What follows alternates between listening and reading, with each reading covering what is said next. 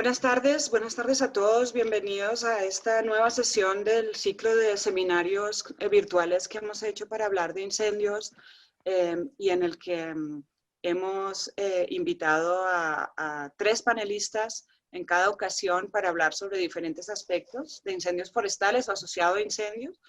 Están entrando los participantes que se habían inscrito. Voy a dejar un segundo para que acaben de entrar antes de iniciar.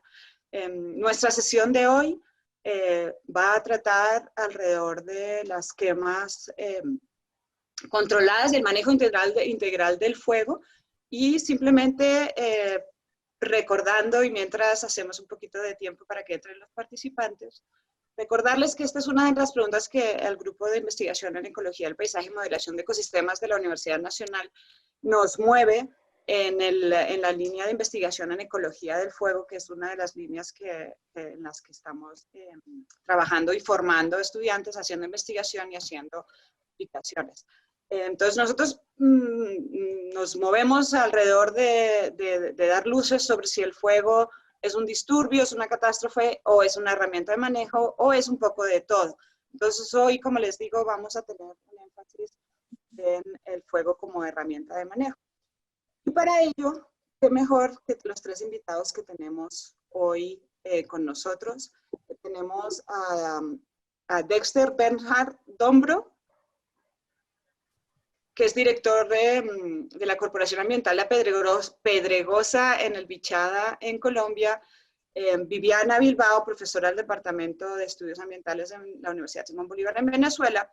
Y tenemos a Ingeborg Reingruber, que nos acompaña desde Argentina con una experiencia muy práctica como combatiente de incendios forestales. Entonces, 64 participantes siguen ingresando. Vamos a dar inicio hoy. Yo les quiero presentar a Dexter, que es abogado, un abogado canadiense que se vino al Bichada. Es un forestador en el departamento del Bichada, pero también director ambiental de esta ONG La Pedregosa, y trabaja en temas forestales, y es presidente del gremio, de la Asociación Gremial Agroforestal Chadense. Nosotros en el Bichada tenemos muchos trabajos y entre otros con ellos, vive, trabaja en Puerto Carreño, y desde allá nos va a estar acompañando. Dexter va a estar acompañándonos desde el teléfono por las comunicaciones y el internet que tenemos en zonas alejadas, pero yo le voy a estar ayudando pasando sus diapositivas. Entonces, muchas gracias, Dexter, y todo tuyo. Muchas gracias, Dolores. Y buenas tardes a todas y todos. Muy feliz este experimento en tecnología, porque acá en Puerto Carreño con el internet estamos en la edad de piedras a veces. Y obviamente por el aislamiento mi pelo corte es un desastre, pero así es. Yo estoy sembrando árboles en la cuenca del río Bita desde 2007. Y obviamente una cosa para nosotros anualmente son las quemas de la sabana, que son básicamente el peligro más grande que tenemos. En este orden de ideas, la idea de mi presentación es simplemente mostrar cuáles son los retos y cuáles son las soluciones que tenemos y cómo funciona. Y con esto, el siguiente, por favor. Después de la siembra y el costo de la fertilización, la inversión más grande de todas las empresas forestales en la Orinoquía es el establecimiento y el mantenimiento de cortafuegos. Nuestro predio, por ejemplo, con 1,200 hectáreas sembradas, tiene más o menos 50 kilómetros de cortafuegos. En la imagen se puede ver un cortafuego muy estándar, y eso es algo que estamos renovando todos los años. Y básicamente tenemos unas reglas sencillas. La regla 1, 2, 3, 4, hasta 10,000 es hacer cortafuegos y más cortafuegos, porque de verdad no hay un plan B.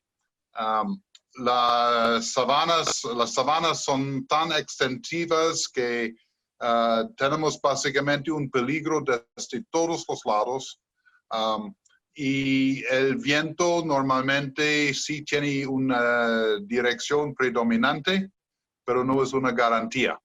Entonces, mantener las cortafuegos es totalmente un deber. Y el segundo grupo de reglas de 10.001 hasta 20.000 es preguntarse si tengo suficientes cortafuegos.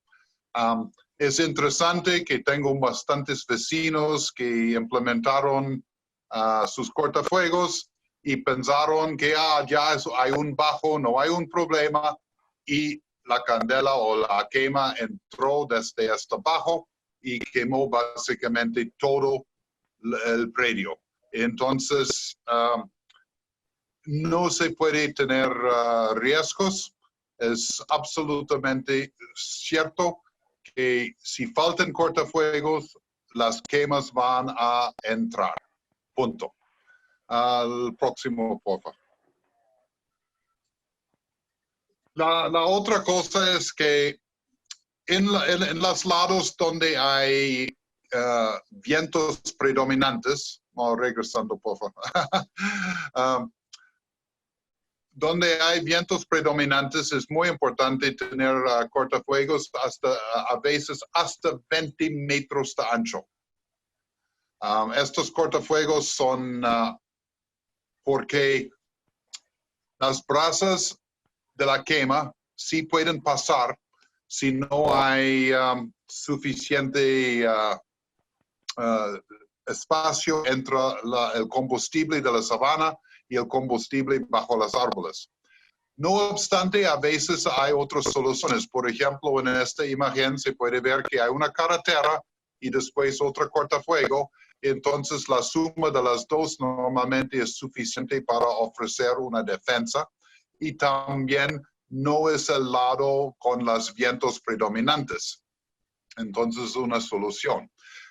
Muchos de los cortafuegos es suficiente 8 a 10 metros.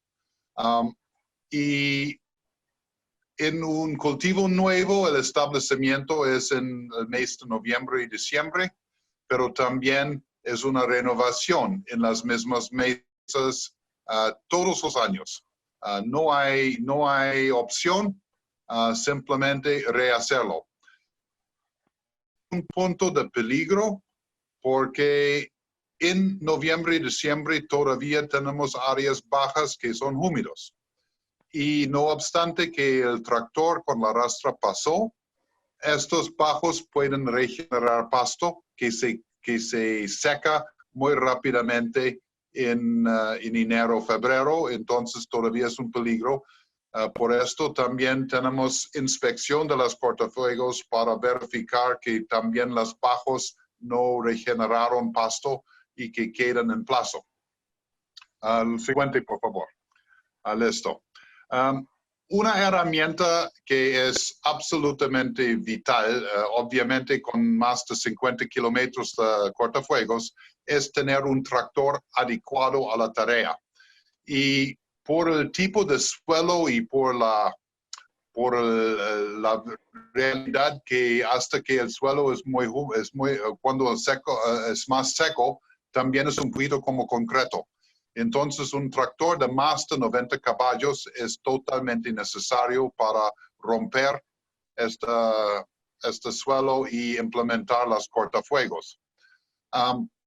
En la Pedregosa tenemos varias cosas que estamos implementando, no solamente alrededor de la finca, pero también alrededor de todos los morizales y quebradas, arboladas y caños y bosques de galería.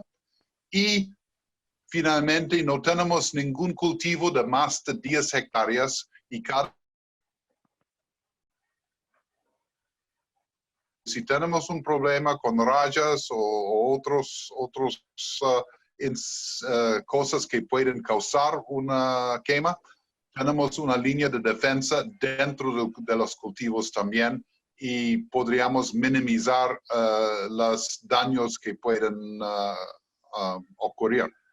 Una cosa que es también adicional a las cortafuegos es que no obstante que tenemos cortafuegos, no significa que estamos ignorando las quemas que ya pasan.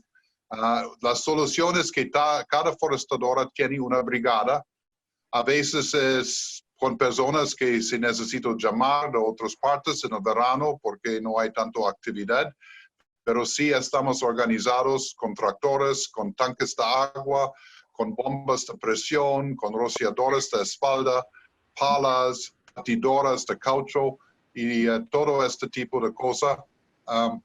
Y tradicionalmente en la zona, si no hay batidoras de caucho, el plan B son las hojas del moriche que funcionan muy bien para apagar quemas.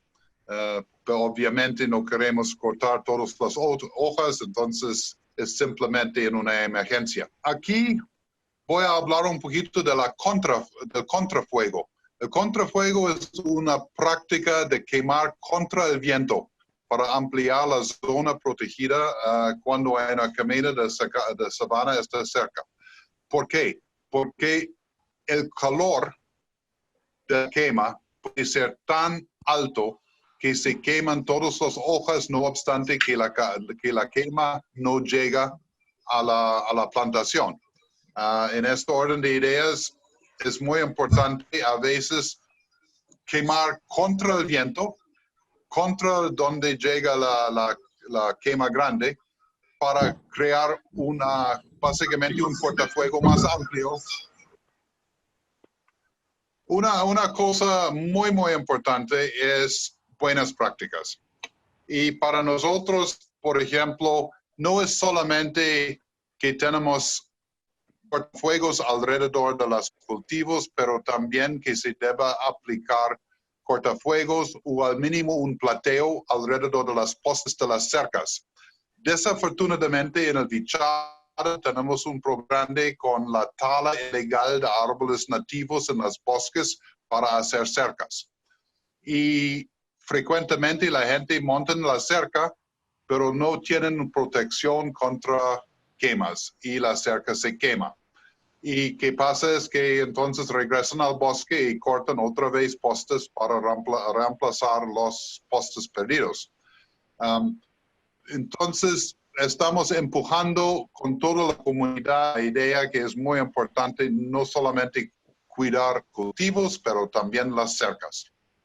Obviamente, un peligro en el manejo de proyectos forestales es tener un piso que es lleno de maleza o lleno de pasto y que también entonces ofrece suficiente combustible para crear problemas dentro del cultivo. Al mismo tiempo, la pedregosa es una forestadora orgánica. No estamos utilizando glifosatos y otras cosas, porque tenemos abejas y tenemos un respeto para toda la vida en el suelo. En este orden de ideas, ¿qué es la solución? Tener muy buenos cortafuegos alrededor de los lotes hasta que los árboles tienen un tamaño suficiente para que la sombra de los árboles es suficiente para controlar la maleza. Quiero mencionar en este tema que es muy problemático las reglas de corponoquía que, por ejemplo, no permiten sacar un árbol que tumbó en el bosque natural sin licencias y sin bastantes problemas, que obviamente la gente frecuentemente no están haciendo. Pero este mismo árbol tumbado es el tipo de combustible que puede causar una quema en el bosque de galería. Igualmente, como mantener limpio el piso del cultivo, también se vale revisar los bosques de galería y las morichales para ver si hay un combustible en zonas en riesgo que no es mejor remover. Pero este es un ejemplo de un piso de un cultivo sin glifosatos. Entonces yo creo que hay soluciones que no necesitan involucrar agroquímicos para frenar las candelas. En esta próxima imagen podremos ver que esa es una situación totalmente evitable.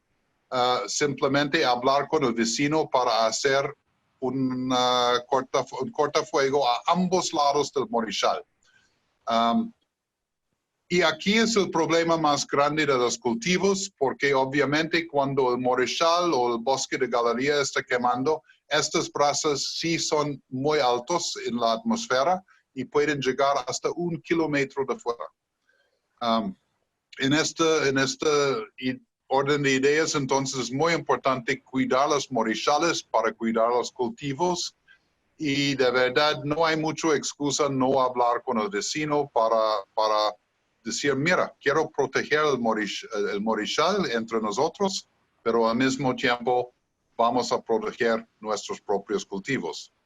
Entonces, como mencioné, es la cooperación y la colaboración en el tema de las quemas sí es importante. Un resultado inesperado en la Pedregosa fue la regeneración natural de los bosques. En solamente 6 años, se puede ver el bosque en el fondo de esta imagen. En solamente 6 años tuvimos una regeneración impresionante de la sabana gracias a los cortafuegos protegiendo los cultivos y protegiendo las morichales y las demás áreas. Entonces, a mí me parece muy importante considerar que los bosques también se pueden recuperar si los arbolitos pequeños que salen del bosque no están quemados cada año por las quemas de la sabana. El resultado es rápido y es bien interesante. Y con esto, muchas gracias y creo más tarde, si hay preguntas, puedo contestarlas. Gracias.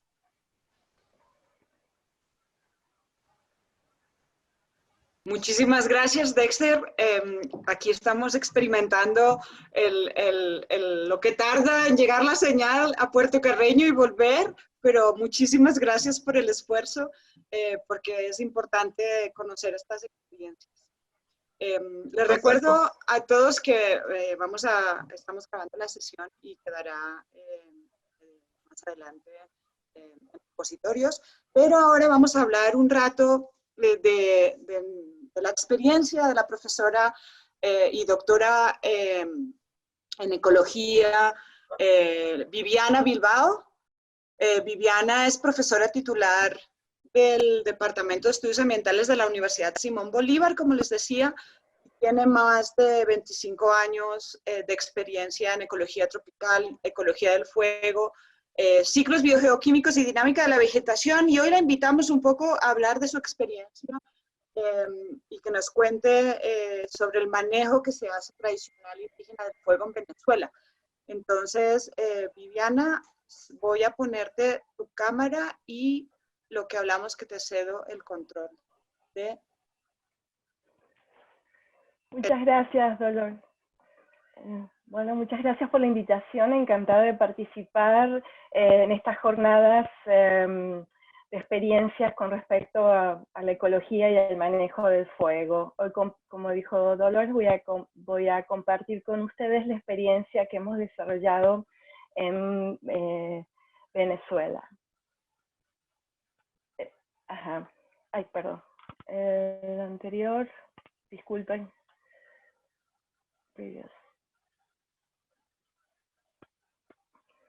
Bueno, el fuego es un fenómeno natural de los ecosistemas terrestres. Se extiende prácticamente a todos los ecosistemas terrestres del planeta. Ha estado asociado a la evolución del hombre en el uso de actividades agrícolas y también a la transformación cultural de los paisajes.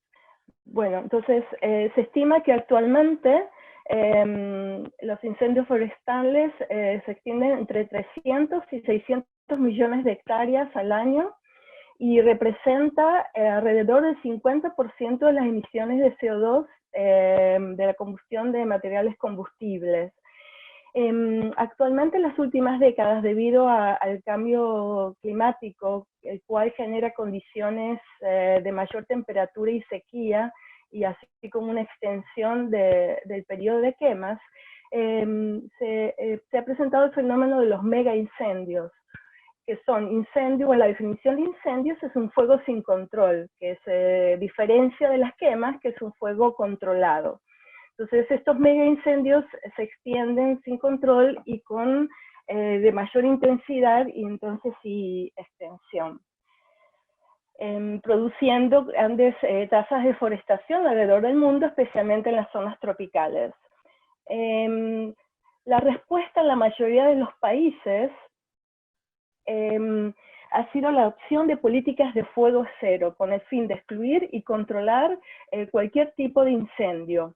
Estas políticas se han enfocado en desarrollo y formación de brigadas forestales, desarrollo de equipo técnico sofisticado, medios de transportes de helicópteros, de todo tipo de vehículos, herramientas para el combate y la extinción.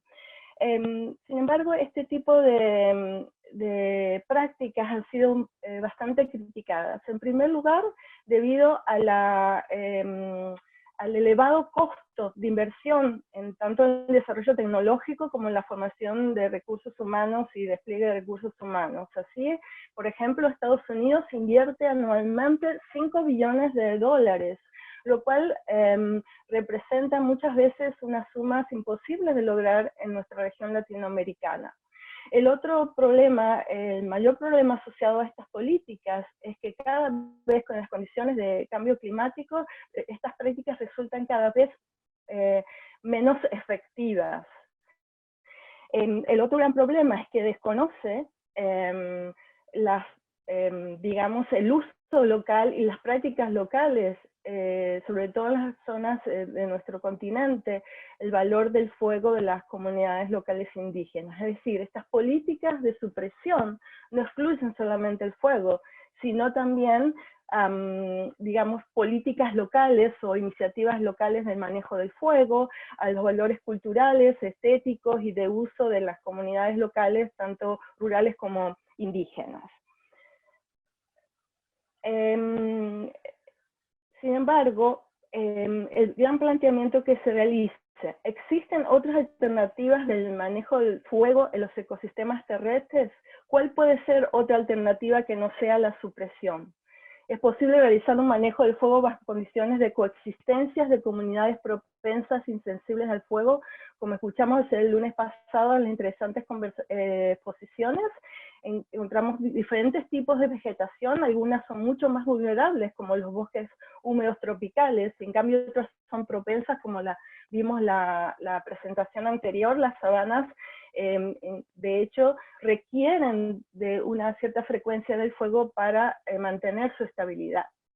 Es posible evitar fuegos catastróficos de gran magnitud en comunidades sensibles al fuego, favoreciendo su conservación y restauración, y también en convivencia de las comunidades locales que realizan el fuego.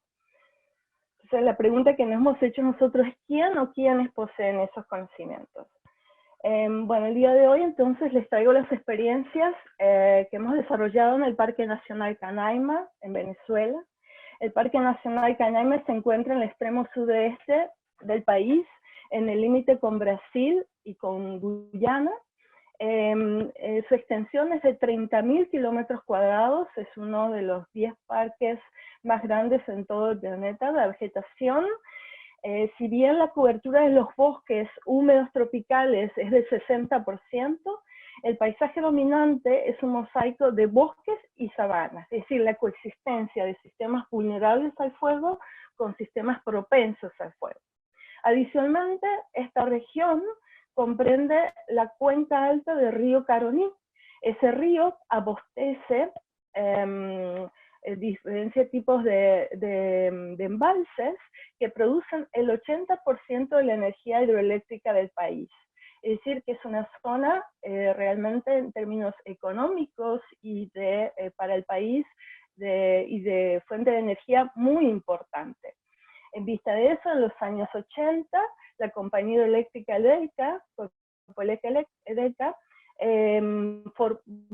creó un sistema de protección de la cuenca a través de la formación de brigadas forestales, utilizando para ello una política de supresión del fuego que te voy a aclarar en un ratito.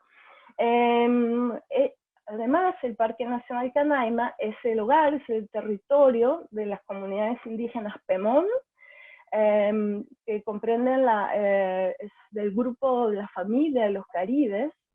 Este grupo indígena está compuesto por 3 subgrupos: Camaracotos, Arecunas y Taurepán, y en las últimas décadas ha presentado un alto crecimiento poblacional, lo que lleva al parque a ser uno de los mayor densidad de poblaciones indígenas en el país.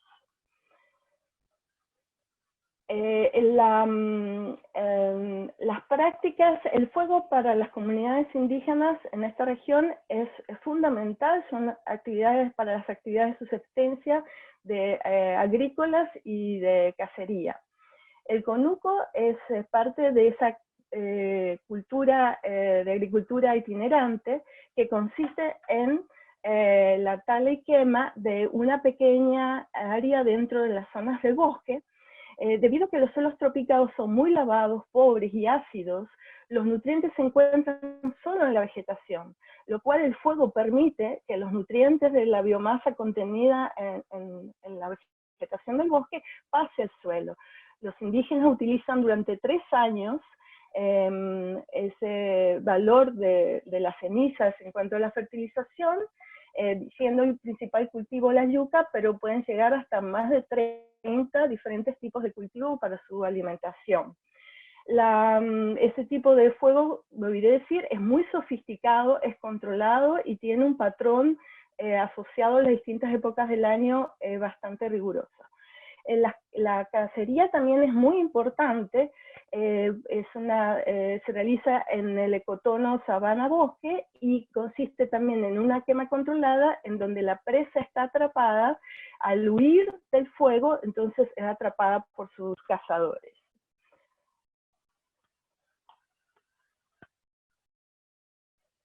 La quema de sabanas también es muy importante para estas comunidades. Tiene múltiples funciones, desde comunicación visual, limpieza de la vegetación para los caminos y para alrededor de las casas, para asustar animales peligrosos, hacer señales, curar enfermedades.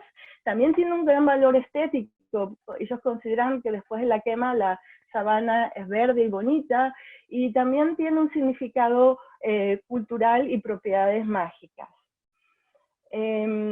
Como decía anteriormente, paralelamente a este patrón de uso de fuego de las comunidades indígenas, también existen los cuerpos de bomberos, entonces, que realizan una política de supresión, de exclusión del fuego. Esto ha generado tradicionalmente una situación de gran conflicto, porque un poco la política ha sido que no hay que quemar porque la quema puede ser peligrosa para los bosques y para mantener la cuenca y la producción de energía hidroeléctrica. Adicionalmente, además de los costos que ha llevado estas políticas, el problema es que a pesar de grandes esfuerzos, porque son cuerpos de bomberos con mucha mística, con mucha dedicación, solamente el 13% de todos los incendios logran ser apagados, por lo tanto es realmente poco efectivo. A finales de los años 90 fuimos invitados, este grupo de investigación de la Universidad Simón Bolívar, por la compañía eléctrica, a tratar de entender un poco, porque no se habían hecho realmente estudios efectivos que lograran entender cuál es el verdadero impacto de los incendios en la vegetación, y sobre todo en ese gradiente sabana-bosque. Para ello hicimos un estudio a largo plazo con distintas parcelas, diferentes tratamientos, para ver cómo era el impacto de los variables ambientales en el comportamiento del fuego y a la vez el efecto sobre la vegetación en el suelo. Utilizamos diferentes tratamientos, como por ejemplo en qué época, las diferentes épocas de la sequía, y también distintas frecuencias del fuego. El experimento duró alrededor de 12 años. Hicimos distintos tipos de repeticiones para realmente entender lo mejor posible las condiciones que se producían en el fuego y sus impactos. En nuestro equipo de investigación sabía cómo hacer un experimento, pero no sabíamos realmente hacer las quemas. Entonces invitamos a las comunidades y también al cuerpo de bomberos a que fuéramos un experimento conjunto y a imitar realmente las mismas prácticas que utilizaban los indígenas con respecto al momento, la dirección, la forma de quemar. En total hicimos 31 incendios experimentales en 21 parcelas de media hectárea cada una, ¿no? Les voy a nada más dar, digamos, para no extender en esta presentación, cuáles han sido los resultados más relevantes. Van a haber dos gráficas. En la que está a mano derecha es un patrón de acumulación de biomasa en el área de sabanas de las parcelas a lo largo de los 12 años. Como ustedes podrán ver, hay un patrón bastante heterogéneo. Es decir, que nosotros podíamos tener al mismo momento, dependiendo de la historia de las parcelas, distinta acumulación de biomasa. Vimos que para realizar las quemas necesitábamos una mínima cantidad, que era 600 gramos de metros cuadrados por metros cuadrados, y vimos que eso se lograba alrededor de los 2, y prácticamente casi todas las parcelas los 4 años ya alcanzaba esa cantidad. Por lo tanto, ya nos indicaban que las quemas no se podían producir todos los años. La otra gran conclusión importante es que vimos que a medida que se excluía el fuego de las parcelas, la acumulación de biomasa era mayor. En la otra gráfica lo que vemos es la proporción de biomasa muerta a viva, y vimos que solamente se producían incendios a partir de los 4 años, cuando la proporción de biomasa muerta a viva era similar. Por encima de los 4 años, esa biomasa se acumulaba, era cada vez más muerta, por lo tanto, inflamable. ¿Qué nos dicen estos resultados? Bueno, que primero, que con la exclusión de fuego aumenta la cantidad de material combustible, y que además envejece. Eso quiere decir que las políticas de exclusión del fuego lo que nos están generando es una acumulación de material combustible, es decir, los incendios cuando se producen son mucho más peligrosos, son de mayor intensidad debido a ese patrón de acumulación de incendios. Nuestro modelo, poniendo en conjunto todos los resultados, nos dimos cuenta que ese patrón diferente de distintas historias de esquemas producía lo que se llama en inglés patch mosaic burning, que quiere decir que hay distintos parches con distintas cantidades de material combustible dependiendo de la historia previa del uso del fuego. Cuando nosotros analizamos los resultados y estudiamos el uso del fuego por parte de las comunidades, nos dimos cuenta que esa es la base ecológica digamos, de la quema de mosaicos. Los indígenas en las zonas de transición sabana-bosque utilizan este sistema de parches, generando distintos parches con distinta cantidad de material combustible, de tal manera que cuando venga un incendio de la sabana, el 70% de los incendios se producen en la sabana, no pueden prosperar porque existe una barrera, como explicó en la presentación, una especie de cortafuego, pero en este caso de vegetación, producida por esta heterogeneidad en el material combustible. Haciendo estudios a nivel regional, nos dimos cuenta que estas prácticas de los indígenas alrededor del mundo han demostrado que sirven para la protección de la diversidad, la reducción de gases invernadero y de la deforestación. En vista de esto, entonces, empezamos una serie de proyectos involucrando a las comunidades indígenas y a distintos actores con el objetivo de ver si podíamos crear una nueva política de manejo del fuego, considerando los conocimientos locales, las capacidades técnicas de los cuerpos de bomberos y también los conocimientos científicos. Inicialmente estos proyectos fueron financiados localmente a nivel nacional, y luego a partir del 2015 con el apoyo entonces de financiamiento a través de instituciones de Reino Unido y de la Academia de Ciencias de Reino Unido, hicimos esfuerzos para también explorar alternativas y nuevas políticas con indígenas del norte de Brasil y de Guyana. Nuestra idea, nuestro modelo de trabajo, planteamos que la articulación de conocimientos podía ser una manera eficaz de crear esa nueva política a través de la formación de talentos, del intercambio de los conocimientos entre todos los actores, tanto gubernamentales, científicos e indígenas.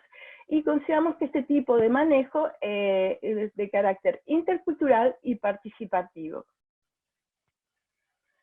Los avances que hemos logrado hasta ahora es un mayor diálogo entre las comunidades indígenas, las instituciones científicas y gubernamentales, un mayor respeto y valorización por las comunidades indígenas, una mayor confianza a la vez de los indígenas en instituciones y un mayor compromiso de las instituciones para incluir a las comunidades indígenas en los planes de manejo.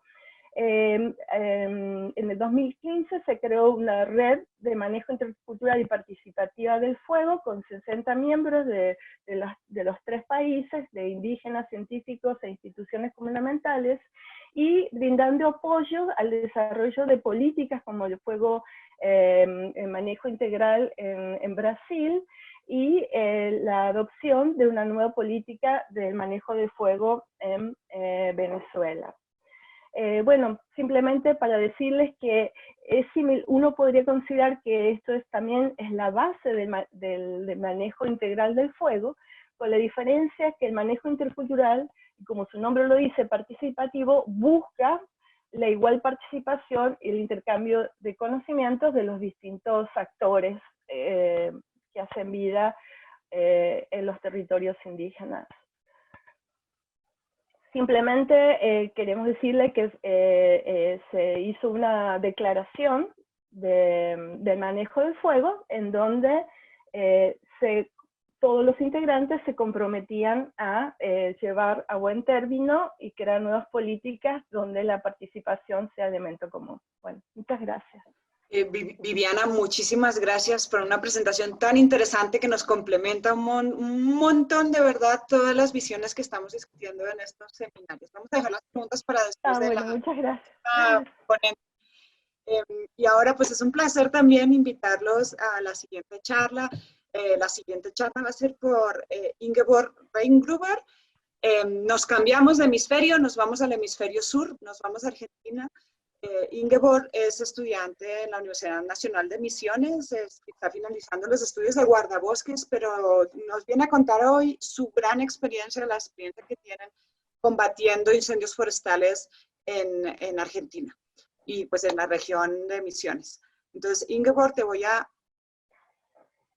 dar el control del mouse y todo tuyo. Hola Dolores, muchas gracias por la invitación. Antes que nada quería hacer una aclaración pequeña, que no me estoy desempeñando en la zona de Misiones, sino en la zona centro del país, como para también diferenciar las diferentes ecorregiones, ya que la vegetación es completamente diferente. Pero bueno, nada, mi idea es comentarles brevemente 2 temas en particular, y después si queda alguna duda o algún tema por tocar, hacerlo en el espacio de preguntas. Primero es cómo ha sido mi experiencia como combatiente de incendios en este último año, y luego brevemente hablar sobre las quemas controladas, pero desde mi punto de vista como participante en colaboración. Para situarles en contexto, el ambiente donde trabajo, tenemos pastizal pampeano, humedal, selva ribereña y talar de barranca. Bueno, como les decía, estos son los 4 ambientes diferentes que tenemos donde trabajo. Los incendios se dan en su gran mayoría en la zona de pastizal y humedal, con los riesgos y desventajas que eso implica. O sea que muchas veces no podemos ingresar al campo con vehículos hidrantes, y el combate es únicamente con herramientas manuales y mochilas de una capacidad hasta 20 litros. Asimismo, en los últimos años no ha habido incendios por causas naturales, son todos de origen antrópico. Estos son, entre ellos, por renovación de pasturas para ganado, fogatas mal apagadas o sin apagar, ya que hay una zona muy utilizada por pescadores, y fuegos también productos de vandalismo. En principio, para comenzar a trabajar aquí en este área natural protegida, tuve que pasar por un curso que duró una semana, entre clases teóricas y prácticas, y por último, el proceso de evaluación, que consistió en 3 instancias, una teórica, una física y una práctica. Se debían aprobar estas 3 evaluaciones y luego pasar por una entrevista. Del puntaje obtenido se confeccionaba una orden de mérito y así ingresamos 2 personas. Comento esto como para que tengan un poquito idea de cómo es el ingreso a combatiente de incendios forestales, porque además tenemos capacitaciones constantes, porque bueno, hay que ayornarse, ¿sí? Nuestro trabajo como combatiente se centra básicamente en la prevención, presupresión y supresión de los incendios, así también como en las comunicaciones y emergencias que pueden ocurrir en el lugar. También hay algunas tareas de mantenimiento del área.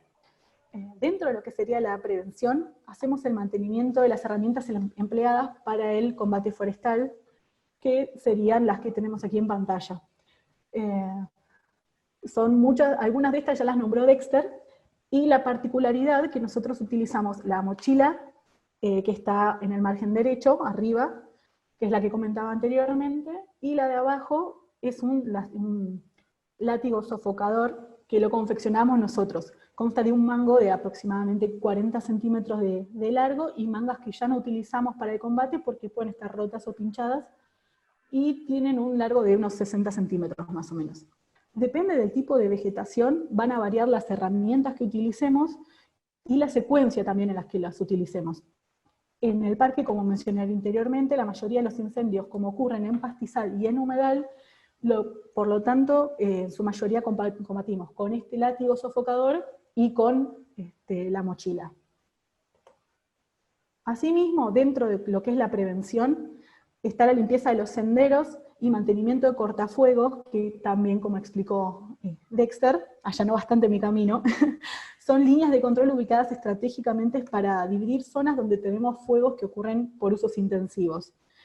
Sirven también para acercar, encerrar y evitar que se propague un incendio, y cuentan con un ancho del triple del alto de la vegetación, que al ser pastizal no tenemos conductividad aérea, entonces hace más sencilla la tarea.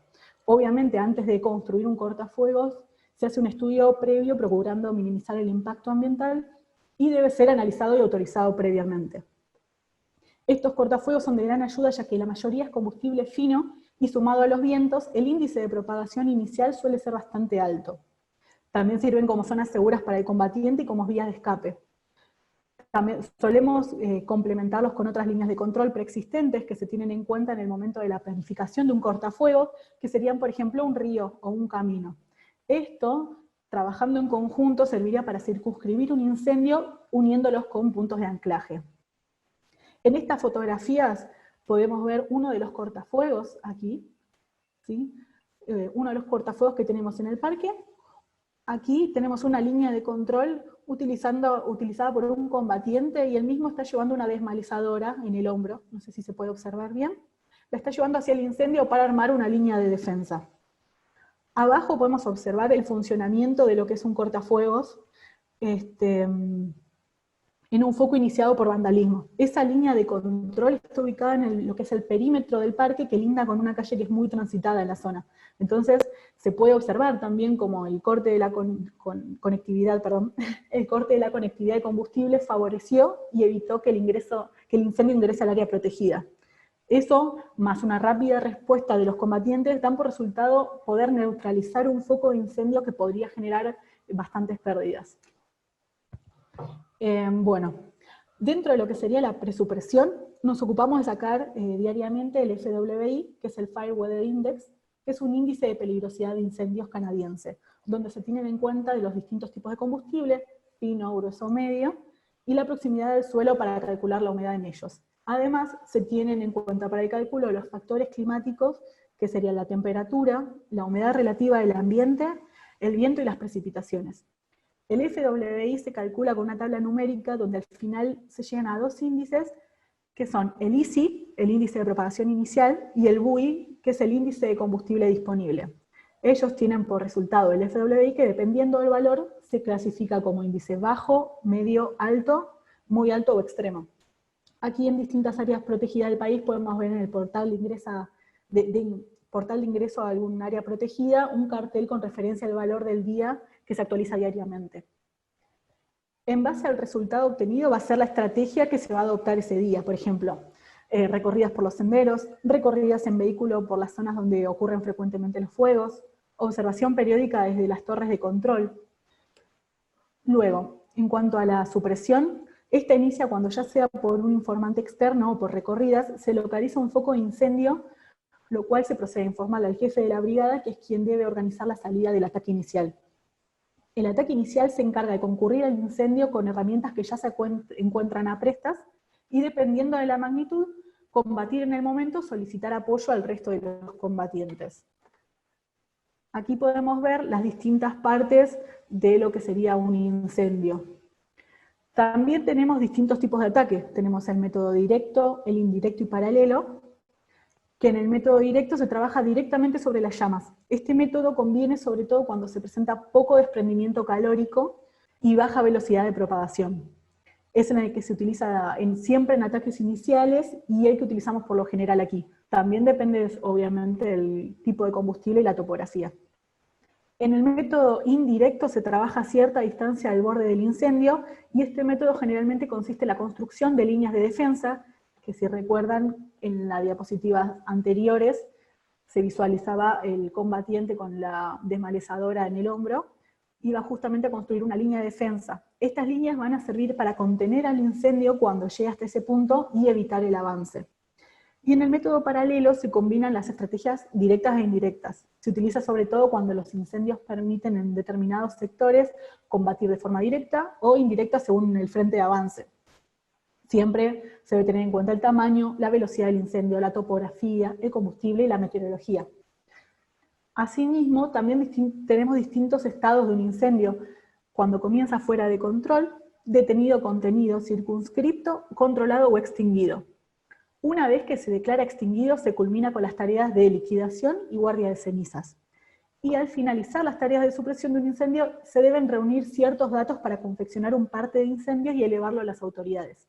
Esos datos son desde horarios de aviso y respuesta y combate, herramientas utilizadas, personal que interviene, traqueo y medición de la superficie quemada, comportamiento del combustible, pérdidas, entre otros grandes datos de importancia. Esto es más o menos lo que concierne al día a día de un combatiente de incendios forestales. Ahora les comento un poco más sobre las quemas prescriptas. Tuve la oportunidad de participar 15 días en otro área protegida, y más allá que la participación fue únicamente en la parte operativa, pude interiorizarme y aprender un poco en qué consiste el proceso. Inicialmente se escriben protocolos, notas y pedidos al organismo que corresponde, y se estudia el lugar que se pretende quemar, los pros y los contra mismos del ambiente, y los combatientes mismos del área son los que toman los datos sobre la cantidad de vegetación viva y muerta presente para luego calcular las toneladas de combustible a quemar. Los motivos por los que se realiza esta quema en este área protegida en particular son por el avance de plantas exóticas leñosas sobre el territorio que utiliza el ñandú, que se ha visto desplazado en los últimos años, y también para bajar la carga de combustible disponible, principalmente en los perímetros del parque. Tanto sea como para que no salga un incendio, ya que hay forestaciones cerca, como para que tampoco ingrese un incendio. Una vez aprobado, se comienza con la planificación, la logística, y luego para comenzar con la parte operativa. Al inicio de cada jornada, lo que sucedía era el jefe de incendios nos reunía a todo el personal, nos situaba en el mapa y en un pizarrón graficaba la zona a quemar, la estrategia a utilizar, y además nos asignaba una tarea, una cuadrilla y una comisión a cada uno. Las diferentes tareas podían ser meteorología, ignición, control o vehículos. Antes de comenzar, se controlaba también que estén dadas las condiciones meteorológicas. Por ejemplo, se quema solo a menos de 27 grados de temperatura, menos de 15 km por hora de viento, y más de 40% de humedad en el ambiente. Si el índice meteorológico no da esos valores, no se quema y se va corriendo de hora. Por estas razones es que también se trata de trabajar en invierno o a fines de invierno, para tampoco intervenir en la temporada de nidificación de las aves. Al finalizar la jornada, se hace una guardia de cenizas, implica recorridas nocturnas por el terreno, detectando si algún foco se había activado y enfriándolos. También se deben decidir qué tipos de estrategias se iba a utilizar. Por ejemplo, si era una quema fría o en retroceso, que es cuando se trabaja en contra del viento porque puede correrse algún riesgo. También puede considerarse en frío cuando se juega con la temperatura entre 18 y 20 grados, más o menos. Y una vez que se asegura el perímetro y no hay probabilidades de que el fuego escape, ahí se utiliza la quema en caliente, que es a favor del viento, donde se levanta la temperatura y la velocidad de propagación. Los cortafuegos también servían para hacer líneas de ensanche de quema para poder reducir combustible y perimetrar la parcela a quemar. Al finalizar las quemas, se hace un informe donde figuran datos como, por ejemplo, la cantidad de animales que hayan muerto, la evaluación del porcentaje quemado de las parcelas, si dio resultado positivo la quema en sí, datos de horarios de comienzo y finalización de las jornadas, horarios en los que se tuvo mayor registro de viento, temperatura y humedad, entre otros. Y el trabajo en cooperación. Aquí se puede ver bien la parte de ignición y la parte de control, donde se controla que no pase más y se está haciendo una quema de ensanche, que aquí se ve bien la franja. Estas imágenes de aquí demuestran el día que hemos quemado una de las mayores parcelas, de 300 hectáreas más o menos. Se tuvo que tener en cuenta cerrar los accesos y las rutas cercanas, se trabaja en cooperación con otras fuerzas, ya que el humo es bastante denso, entonces puede ocasionar algún tipo de accidente. Pero bueno, esta es mi experiencia. Muchas gracias y bueno, cualquier cosa, cualquier pregunta, les puedo responder luego. Gracias, Dolores. No, muchísimas gracias. Yo creo que es súper importante ir viendo y compartiendo experiencias. Nosotros tenemos una cantidad de preguntas que han ido apareciendo. Les cuento a los panelistas, les recuerdo que en el panel de preguntas y respuestas pueden ir contestando algunas de ellas. Algunos de los miembros de Colmet nos ayudan. Pero tengo una primera para Dexter. Dexter, ¿estás? Sí, estoy. Bien. Es que no El internet se cayó. No, tranquilo. Es la realidad de lo que vivimos aquí. Entonces, esta es una experiencia importante para todos. Me preguntan qué especies se utilizan para aprovechamientos y cuál es su sensibilidad o tolerancia al fuego. Bueno, básicamente las 3 especies más sembradas de manera comercial en el Vichada son acacia, mantium, eucalipto pilita y pino caribe. Otra vez, la pedregosa es un poquito rara porque también tenemos bastantes cultivos de árboles nativos.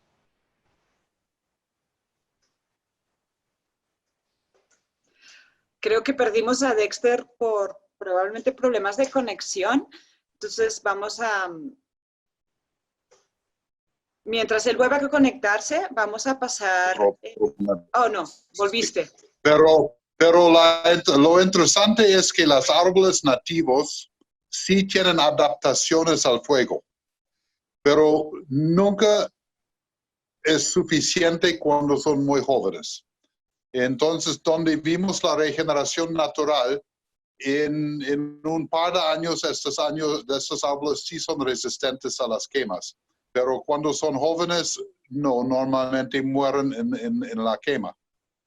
El problema con los árboles comerciales es que ellos no tienen estas adaptaciones y normalmente se queman fácilmente es otra cosa que es interesante porque la biología de muchos árboles es que se cierran casi como una hibernación para el verano, cuando hay una escasez de agua. Perdieron hojas, no tienen tanto savia y como resultado a veces son más aptos a quemarse que en condiciones normales. Eso es parte de la razón por qué hay tanto inversión en las cortafuegos para proteger las especies comerciales. Yo creo que en cualquier evento, ¿sí? Sí, sigue. ¿Perdón? Termina. No, que con los árboles nativos en cualquier evento si necesito mantener las cortafuegos si el objetivo es comercial. La Pedregosa tiene bastante experiencia también con restauraciones y sin las cortafuegos a veces perdimos la restauración si no es muchos años después de la siembra antes de que se puede olvidar las cortafuegos. Entonces, para nosotros simplemente no hay otra opción. Y otra pregunta un poco práctica para Dexter. ¿Cómo se ha hecho para incentivar implementación de cortafuegos entre productores de pequeña, mediana escala? Que quien nos pregunta dice que pueden considerar más importante usar esa extensión de tierra para cultivo. Parte de la problemática de la Orinoquía son los pobres suelos. Y un cultivo que casi siempre puede funcionar es forestal o agroforestal, por ejemplo, marañones, y obviamente todos los árboles nativos también tienen aptitud. Es más complicado con otros tipos de cultivos como caña, maíz y estos también tienen obviamente un riesgo grande si no hay cortafuegos, pero el riesgo es menos. Entonces, yo creo que es una pregunta de aptitud más que todo. Sí, bien. Vamos, sí, es difícil, pero y difícil quién implementa esas herramientas en la región, cómo se divulga. No, ese es otro problema porque de verdad las quemas de los bosques naturales son por cuenta de Corponoquía en un sentido de la gobernación. Y este es uno de los problemas que tenemos con la manera en que la Agencia Nacional de Tierras está titulando los predios, porque a veces los predios están titulados por la sabana, pero no por los bosques colindantes. Y como consecuencia no hay un sentido de apropiación para cuidarlos. Y al mismo tiempo el concepto de un bien público no está real cuando no hay una capacidad de las autoridades a cuidarlo. Para muchos campesinos no hay muchas opciones porque ellos no tienen la financiación de tractores ni nada.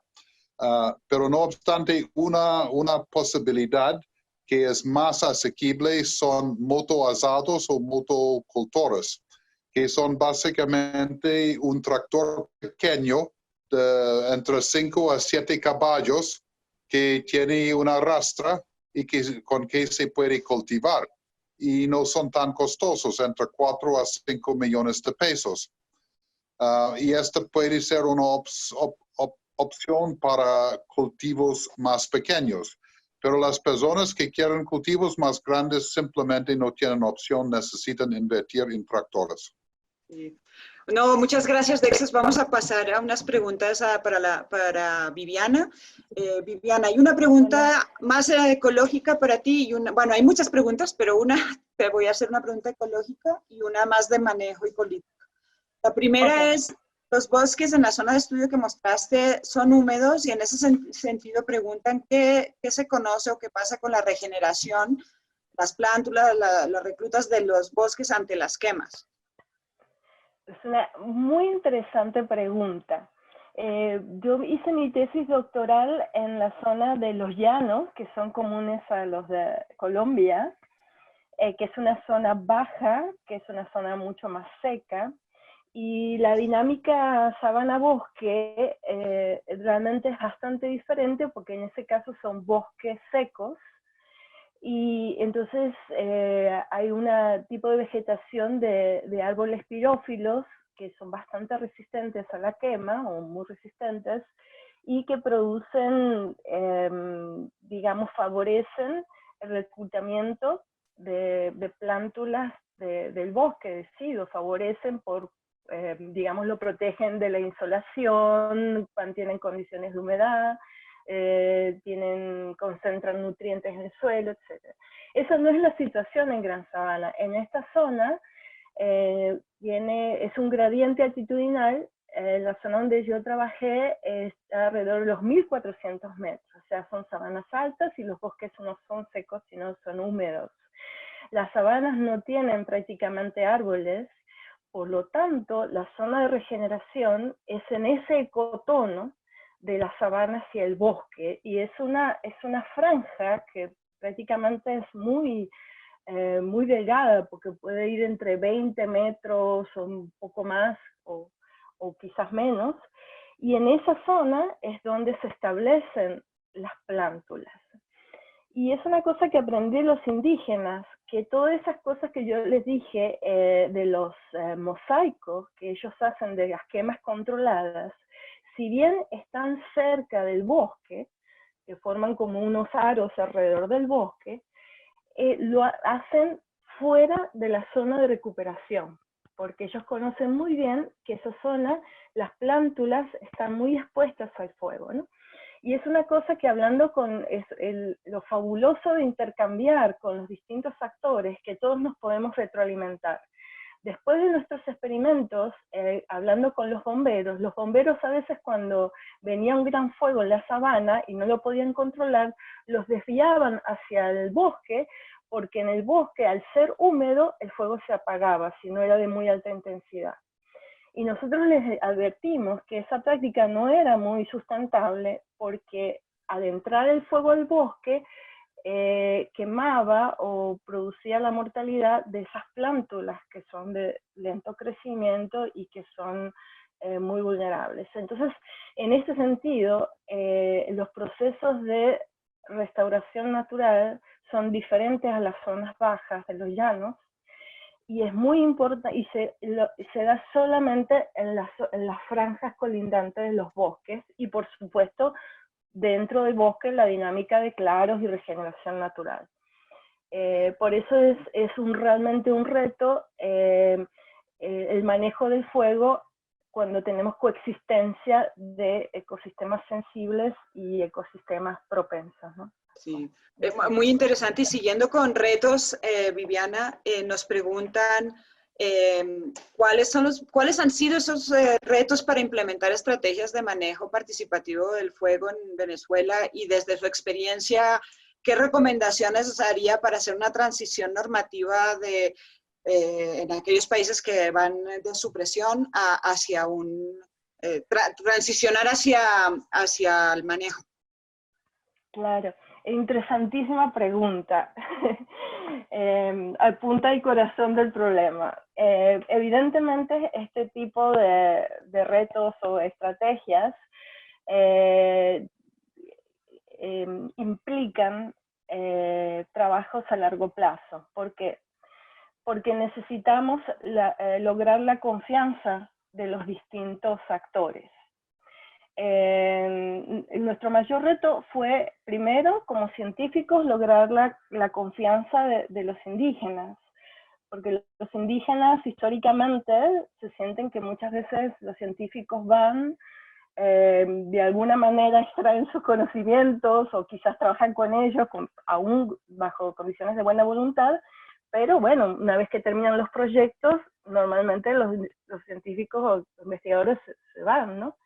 Entonces, de alguna manera ellos sienten que han dado, pero no han recibido realmente el producto de esa interacción. Entonces, fue un reto mostrar realmente que nuestra intención era buscar un nuevo manejo. Y el que marcó la pauta del inicio de esa confianza fue cuando le mostramos los resultados a los indígenas en nuestros propios términos, ¿no? Con las gráficas, de diferentes formas, les dijimos que ellos tenían razón, que ese conocimiento era muy válido, que era importante, y ellos por primera vez se sintieron escuchados. Y cuando trabajamos con los bomberos, también fue, digamos que por lo menos en Venezuela o en nuestros países no hay mucha interacción entre los científicos y los bomberos. Entonces, ellos vieron con muy buen, digamos, se abrieron mucho muy buena expectativa de esa integración. Lo que fue realmente reto fue cuando nos reunimos todos juntos, ¿no? Y hubo muchos momentos de tensión porque nosotros lo que estábamos tratando de crear es un nuevo paradigma. Acuérdense que el discurso dominante lo han tenido las instituciones gubernamentales. Las políticas se han hecho en base a conocimientos técnicos o científicos, y las comunidades no han sido históricamente escuchadas. Entonces, bueno, por el tiempo quizás no da mucho para decir, pero les puedo decir que bueno, todas las reuniones finalmente terminaron muy bien, y es una invitación a crear lo que llamamos nosotros las plataformas interculturales. Tenemos que crear estos espacios, y las soluciones buscarlas en forma conjunta. Y el crear ese espacio y darle la oportunidad a actores que tradicionalmente no han sido escuchados, darles voz, produce realmente resultados muy positivos. Es realmente difícil, pero a la larga, digamos que siempre en nuestra experiencia los resultados han sido muy positivos. Y creo que es momento, debido a ahorita tenemos la situación del cambio climático, y creo que es un elemento donde todos los actores se sienten identificados, porque hoy en día los indígenas tampoco pueden manejar los grandes incendios por el cambio climático, tampoco los bomberos, y los científicos no terminamos de entender mucho qué está pasando. Entonces, necesitamos trabajar en forma conjunta e intercambiar perspectivas para que ese aprendizaje sea... Sí, no, creo que vamos a tener que continuar permanentemente esta serie de seminarios, porque hay muchos temas y apenas estamos haciendo una mirada por encima. Sí. Pero déjenme preguntar dos preguntas a Ingeborg. Tenemos dos preguntas, ¿estás ahí? La primera se refiere un poco a cuáles son los criterios que utilizan allá para definir esas áreas que van a quemar. Y también tengo unas preguntas un poco más de manejo, pero si quieres, pues contesta primero la de criterios para seleccionar esas áreas donde hacen quemas controladas. Si nos puedes como contar un poco más. Bueno, sí. Sobre las quemas prescritas, yo les quiero recordar que iba en participación en la parte operativa, entonces quizás lo que puedo comentarles es un poco por arriba, pero no tuve tanto contacto con la parte de análisis, ¿sí? De lo que me han comentado. Hasta donde sé, en esa zona toman criterios donde antes se podía visualizar a ñandú, y se empezó a observar un cambio en la vegetación con la presentación de las leñosas, con la presencia, de las leñosas en la zona. Entonces, ese sería uno de los criterios. Otro de los criterios también es, como había comentado en la charla, bajar la cantidad de biomasa en las zonas donde tienen forestaciones lindantes. Pero, por ejemplo, ya aprovecho para agregar, donde estoy trabajando, estamos haciendo el plan de manejo de fuego, y uno de los puntos que se tocan ahí es el de las quemas prescriptas o controladas. En nuestro caso estamos analizándolo, igualmente hay que hacer una serie de pruebas, y es un plan que lleva mucho tiempo. Entonces, bueno, vamos de a poquito, pero por ejemplo, en nuestro caso, en este área protegida, lo utilizaríamos para poder controlar un poco la cantidad de gramíneas y pasturas que hay exóticas, pero luego también hay que hacer un montón de investigación acorde y pruebas, sobre todo es prueba y error de respuesta de la vegetación. Pero por ejemplo, en mi caso, en este caso de esta área protegida, sería para poder erradicar de cierta forma o controlar la vegetación exótica. Sí, bueno, con eso contestaste también algunas de las preguntas un poco que se referían al seguimiento post-quema que hacen, pero una pregunta de manejo o de interés es si cuando generan esas quemas controladas, trabajan con gente y brigadistas de parques, o también interactúan con ONGs locales, bomberos. Y un poco una pregunta de curiosidad, si ustedes combatientes son voluntarios o están permanentemente contratados o en la época de incendios, ¿cómo hacen en la zona tuya de trabajo? Ajá, bueno, empiezo por la última pregunta. Estamos con contratos anuales que se renuevan anualmente a fin de año, que son desde el 1 de enero hasta el 31 de diciembre. Antes se estilaba, quizás en este sistema en el que trabajo yo, que sean combatientes de incendios por temporada, pero se descubrió también que podíamos cumplir otras funciones, como dije también, mantenimiento de senderos o mantenimiento en general del área protegida.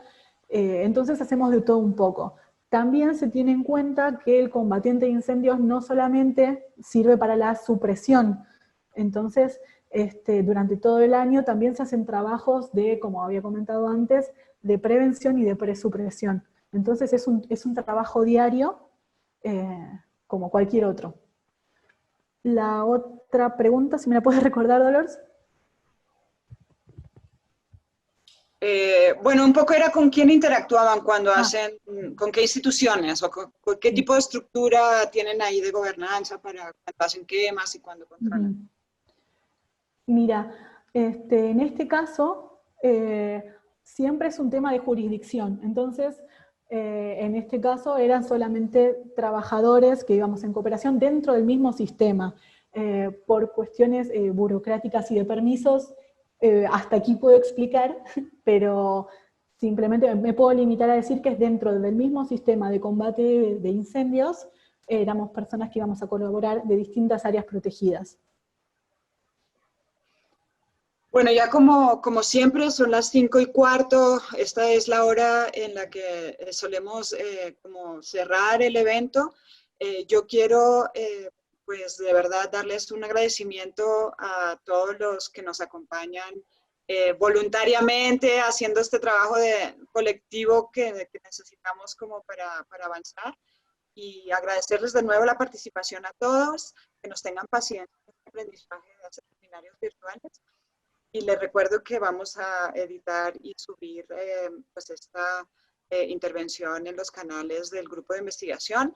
Sé que hay muchas preguntas más por responder, hemos tratado de ir respondiendo algunas quedarán para posteriormente contestarlas en asocio al video que vamos a editar. Y finalmente pues sigan cuidándose y seguiremos hablando de estos temas. Muchas gracias, Viviana, por estar ya a altas horas de la noche desde Inglaterra acompañándonos. No, está bien. Esfuerzo, y esperamos es un también tema muy pues, estimulante. cuando estés más muy... cerca, pero que vengas más cerca y nos acompañes también desde cuando... Claro que sí, después de la cuarentena. Entonces, muchas gracias a todos.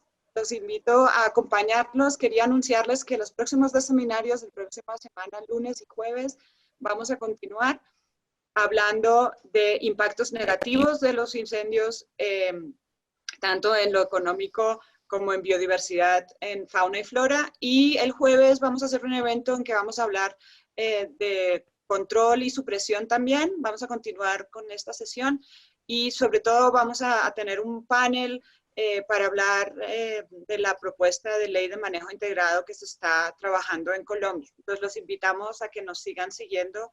Y muchas gracias. Cuídense. Muchas gracias. Muchas gracias. Gracias a todos. Gracias. Ok, chao a todos. Gracias.